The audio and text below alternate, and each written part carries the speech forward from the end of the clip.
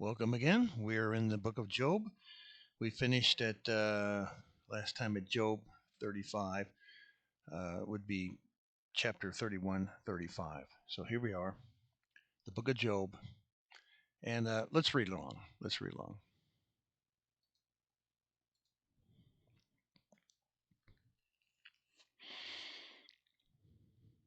Surely I would wear it on my shoulder, and I would put it on like a crown.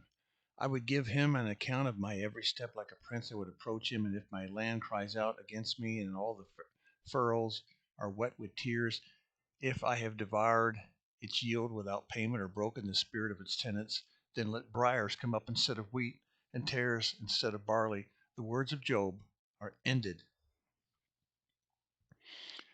Chapter 32. So these three men stopped answering Job because he was righteous in his own eyes. But Elihu, son of Barachel the Buzite of the family of Ram, became very angry with Job for justifying himself rather than Elohim. He was also angry with the three friends because they had found no way to refute Job and yet had condemned him. Now, Elihu had waited before speaking to Job because they were older than he. And when he saw that the three men had nothing more to say, his anger was aroused. Small comment here. Uh, for thousands of years, this is the way things are. The elders and the older people speak first. The young people, the children, speak last, if they get to speak at all. That's the way it was for thousands of years. And so I want you to understand that. So who Elihu is? He's a young kid. And as we read this, you'll certainly see it. It comes out. Um, so let's begin back with verse 6 on 32:6. So Elihu, son of Barachel, the Buzite, said, I am young in years, and you are old. That is why I was fearful, not daring to tell you what I know. I thought, age should speak, advanced years should teach wisdom.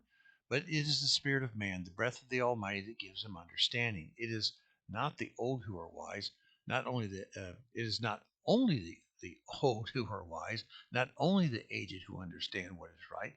Therefore, I say, listen to me, and I will tell you what I know. And I waited while you spoke. I listened to your reasoning while you were searching for words. I gave you my full attention, but not one of you has proved Job wrong. None of you has answered his arguments. Do not say we have found wisdom. Let Elohim refute him, not man. But Job has not marshaled his words against me, and I will not answer him with your arguments. They are dismayed and have no more to say. Words have failed them. Must I wait? Now that they are silent, now that they stand there with no reply, I too will have my say. I too will tell you what I know, for I am full of words, and the spirit within me compels me. Inside I am like a bottled up wine, like new skins ready to burst. I must speak and find relief. I must open my lips and reply. I will show partiality to no one, nor will I flatter any man. For if I were skilled in flattery, my Maker would soon take me away. Chapter 33. But now, Job, listen to my words. Pay attention to everything I say. I am about to open my mouth. My words are on the tip of my tongue. My words come from an upright heart. My lips sincerely speak what I know. The Ruach of Elohim has made me. The breath of the Almighty gives me life. Answer me then if you can. Prepare yourself and confront me. Excuse me. I am just like you. Before Elohim, I too have been taken from clay. No fear of me should alarm you, nor should my hand be heavy upon you. But you have said in my hearing, I heard the very words. I am pure and without sin. I am clean and free from guilt. Yet Elohim has found fault with me. He considered me to be his enemy. He fastens my feet with shackles. He keeps close watch on my paths. But I tell you, if this is not right, for Elohim is greater than man. Why do you complain to him that he answers none of man's words? For Elohim does not speak now one way, now another, though man may not perceive it. in a dream, in a vision at night, when a deep sleep falls on men as they slumber in their beds, he may speak in their ears and terrify them with warnings, to turn man from wrongdoing and keep him from pride, to preserve his soul from the pit. His life is perishing by the sword. Or a man may be chastened on a bed of pain and constant distress in his bones, so that his very being finds food repulsive and his soul loathes the choicest meal. Verse 21. His flesh wastes away to nothing, and his bones, once hidden, now stick out. His soul draws near to the pit, and his life to the messengers of death. Yet there is a messenger on his side as a mediator, one out of 1,000, to tell a man what is right for him, to be gracious to him, and say, spare him from going down to the pit. I have found a ransom for him. Comment. A powerful introduction to the Messiah, Yeshua. Here we see that the youth knows that when talking to Job, where did Elihu get this? If only to have come from the very sources that Elihu just mentioned that wisdom and warnings come from. Verse 25. Then his flesh was renewed like a child's. It is new as in the days of his youth. He prays to Elohim and finds favor with him. He sees Elohim's face and shouts for joy. He is new by Elohim to his righteous state. Then he comes to men and says, I sinned and perverted what is right, but I did not get what I deserved. He redeemed my soul from going down the pit, and I will live to enjoy the light. Elohim does all these things to a man twice, even 3 times, to turn back his soul from the pit, from the light of life may shine on him. Pay attention, Job, and listen to me. Be silent, and I will speak. If I have had anything to say, answer me. If you have anything to say, answer me. Speak up, for I want you to be cleared. But if not, listen to me, be silent, and I will teach you wisdom. We'll go back to the video. Here we are at chapter 34. There we go. Then Elihu said,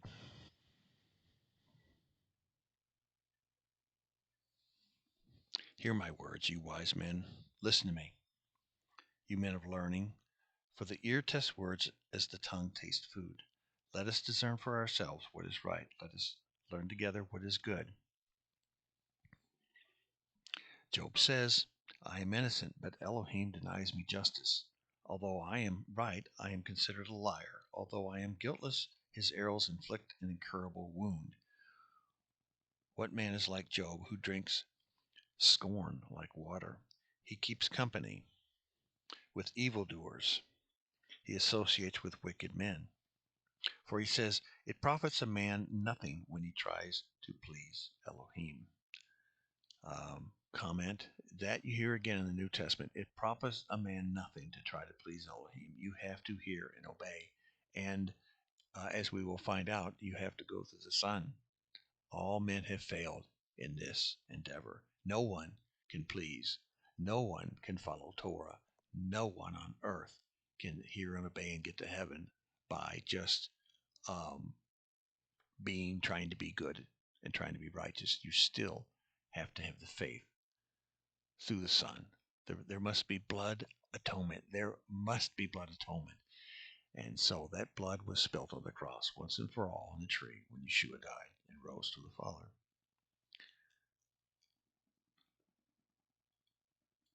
Verse 10. We're at 34, verse 10. So listen to me, you men of understanding. Far be it for Elohim to do evil, for the Almighty to do wrong. He repays a man for what he's done wrong. He brings upon him what his conduct deserves. It is unthinkable that Elohim would do wrong, that the Almighty would pervert justice. Who appointed him over the earth? Who put him in charge of the whole world? If it were his intention and he withdrew his spirit and his breath, all mankind would perish together, and man would return to the dust. Everything that liveth would be destroyed. Verse 16, if you have understanding, hear this. Listen to what I say. Hear and obey. Those that have ears to hear, those that have eyes to see. Yeshua brings this up again and again And again, can he who hates justice govern? Will you condemn the just and the mighty one? Verse 18. Is he not the one who says to the kings, you are worthless, and to the nobles, you're wicked? Who shows no partiality to princes and does not favor the rich over the poor, for they are all the works of his hands. Small comment. There will always be rich people. There will always be poor people. That is the nature of things. Uh, People who think nothing about money. You take the entire world and you start all over again. Everybody gets $10. And within a couple hundred years, most people have nothing. Some people have some, and a few people have it all. That's where we are today in the year 2020. And back in 1994, when I started working on this, that's exactly the way it was then, only worse now today. I think, just guessing, uh, 98% of all the world's finances, money, gold, silver, value of everything is in the hands of 2%. And by the way, in Russia, it's 1%. In the United States, it's 2%. Not much difference there. Think about that. Verse 20. They die in an instant. In the middle of the night, the people are shaken and they pass away, the mighty removed without human hand. His eyes are on the ways of men. He sees in their every step. There is no dark place, no deep shadow where evildoers can hide. Elohim has no need to examine men further, that they should come before him for judgment. Without inquiry, he shadows the mighty and sets up in other places. Because he takes notes of their deeds, he overthrows them in the night, and they're crushed. He punishes them for their wickedness, where everyone can see them, because they turned from following him and made no regard for his ways. They caused the cry of the poor to come before him, so that he heard the cry of the needy. But if he remains silent, who can condemn him? He who, if he hides his face, who can see him? Yet he is over man and nation alike, everywhere. And even those who totally deny him, he's over them too. Verse 30. To keep a wicked man from ruling, from laying snares for the people. Suppose a man says to Elohim, I am guilty and will offend no more. Teach me what I cannot see. If I've done wrong, I will not do it again. Should Elohim then reward you on your terms when you refuse to repent? You must decide, not I, so tell me what you know. Men of understanding declare, wise men who hear me say to me, Job speaks without knowledge, his words lack insight. Oh, that Job might be tested to the utmost for answering like a wicked man. This is a young man saying this to Job. Wow. That's the way it was in those days. That's the way it was in Sodom and Gomorrah. That's the way it was in Noah's days. And that's the way it is in these last days. The respect of the elders is just trampled upon. And every time that's happened before that, what happens? Judgment. Some kind of judgment comes.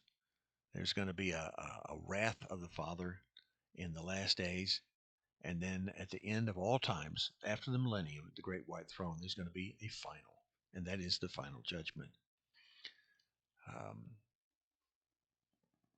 We're going to read 35. I think we can get this in. Chapter 35. Then Elihu said, do you think this is just? You say, I will be cleared by Elohim.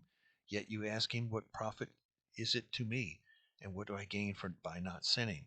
I would like to reply to you and to your friends with you. Look up at the heavens and see. Gaze at the clouds so high above you. If you sin, how does that affect him? If your sins are many, what does that do to him?